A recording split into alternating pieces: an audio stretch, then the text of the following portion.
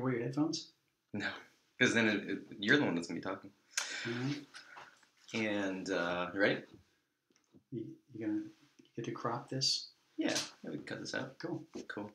All right. Thank you guys for being here today. I am with the illustrious J. Brad Britton, and but before I get into a little about him, I want to tell you a little bio. And so, just the stats, I had to look it up.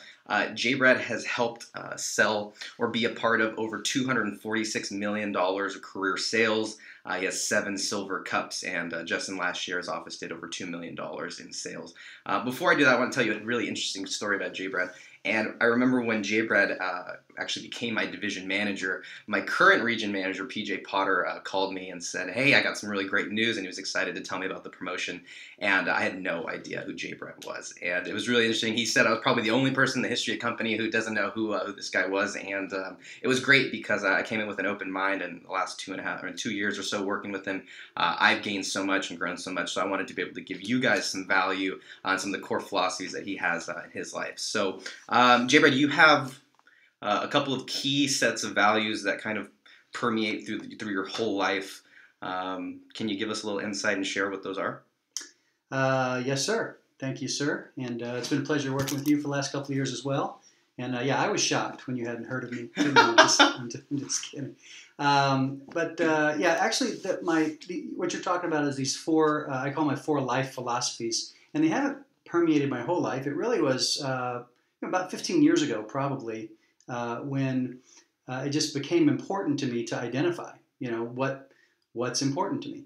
And somehow just through some introspection and just some reading and just kind of searching, these 4 life philosophies became very, very apparent, very obvious to me that these things were very important and why they were important.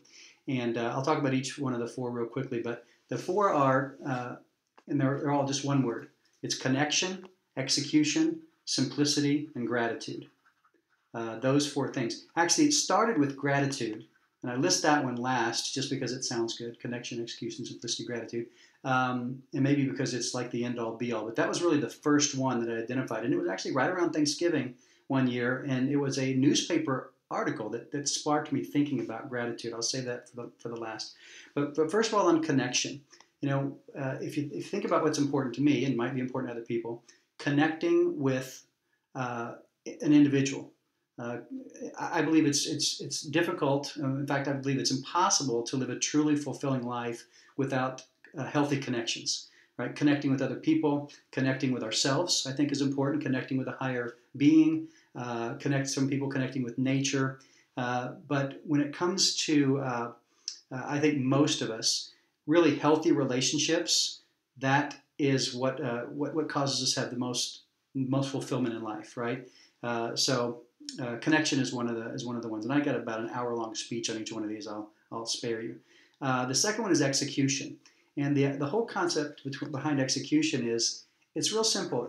If everybody did the things that they know they should do every day, what an amazing life people would live. What an amazing world it would be, right? If we knew we should get up at a certain time and do a certain thing, and we did that, whether it's study for a class or whatever, if we should go to class. If I know I should enter my statistics into my computer, after a day's work, just do those things, right? Just simply executing what we know. Not any extra knowledge, just the discipline to do.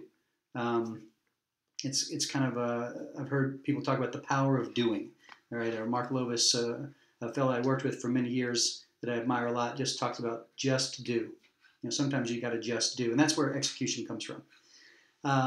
The third one is simplicity, and the idea is that I always want to look at virtually any scenario, any situation, and try to find a simpler way to do it. Now, there may not be a simpler way always, Hector. Sometimes you're to the simplest, but having the attitude of always trying to find a simpler way, it's almost just the process of thinking about it that way is helpful. I'm not sure that makes sense, but I do know that most of the time the things that we do can be simplified, and the simpler it is, as long as it doesn't lose effectiveness, and usually it becomes more effective if you can simplify things. A colleague of mine used to say, probably still does say, and I've said many times, why say blah, blah, blah when blah will do the trick? Okay? So oftentimes just in our speech, and it really comes across in writing. A lot of times when people write, they put in extra words that are really unnecessary. And you take a sentence and you take out 4 words out of the sentence and the meaning doesn't change at all. Well, then it's a better sentence if it's simpler. Okay? And just processes in life and in business can be simplified as well, right? And then the last one is gratitude. And as I mentioned, that was the first one that I really began to explore and really began to decide that this was really important. And boy, this goes really, really deeply. It has, the way I think about it, has a lot to do with the difference between gratitude and entitlement. Because some people think that the opposite of gratitude is ingratitude, right? But I don't believe that to be the case. I believe the opposite of gratitude is entitlement. And I believe that those two things cannot exist in the same point in the universe. Because where gratitude exists, entitlement cannot. And where entitlement exists, gratitude cannot. And examples that I use to explain the concept are like this. If I'm driving along and I'm talking to my cell phone, of course with the headphones in or on the Bluetooth, right? Certainly not holding it in California because that'd be terrible. But if I'm talking and the phone call drops, right? We sometimes will get upset. I spent all this money for Verizon or AT&T. You'd think it should work, right? Mm-hmm. Well, what I believe is that I don't think I have a right to feel entitled to it working just because I pay my money, unless every time I have a call, for every minute I'm on the phone and the call doesn't drop, I'm genuinely grateful for those times. Does that make any sense? Totally. Right? If someone doesn't give me the right change, hey, you didn't give me the right change, right? I'm entitled to the right change, yeah, to a degree, but am I genuinely grateful every time I get the correct change? Right? I think there's just so many opportunities to just be grateful for the little things and certainly for the big things. Go to another third world country and do some volunteer work, and your perspective completely changes. Really, gratitude and perspective go hand in hand as well. Because if you have proper perspectives on what we do and don't have in this world, you'll find that gratitude comes much more naturally. When I spent some time in Malawi, Africa, at the time it was the second or third poorest country in the world. What was amazing to me is the children, and I spent a lot of time working with a lot of kids there. The children were so happy.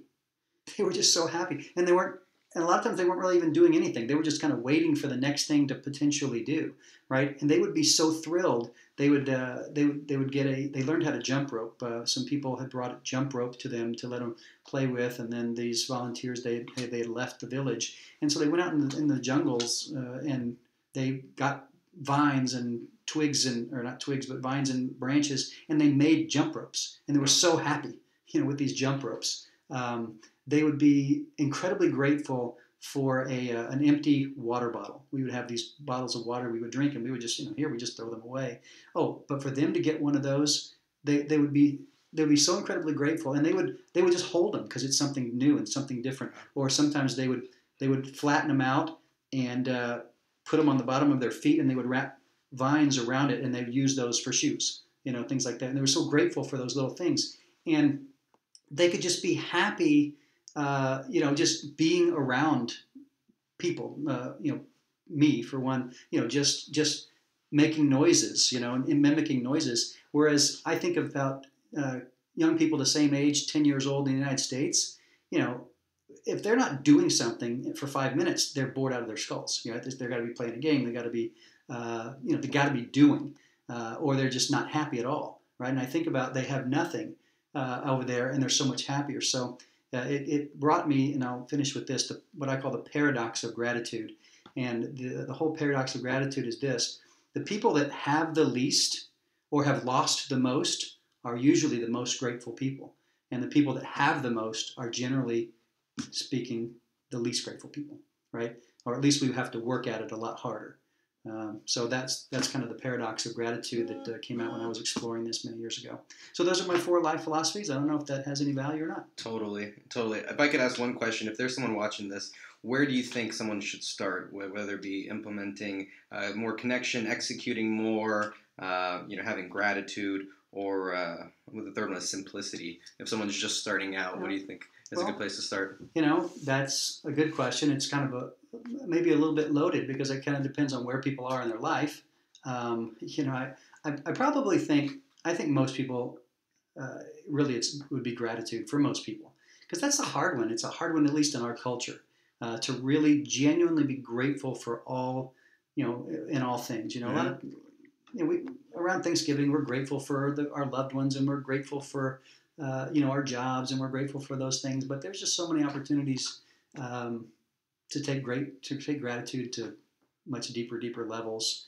And it's kind of cliche. A lot of people talk about it now. I just remember it just kind of sweeping over me that I would, my happiness and my contentment would just be so much more complete if I could just live in gratitude.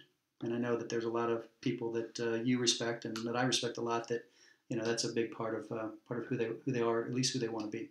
Totally. Well, gratitude, guys. There you have it. Mr. J. Brad Britton. Gratitude sells more knives. Thank you so much. Appreciate your time. That's true.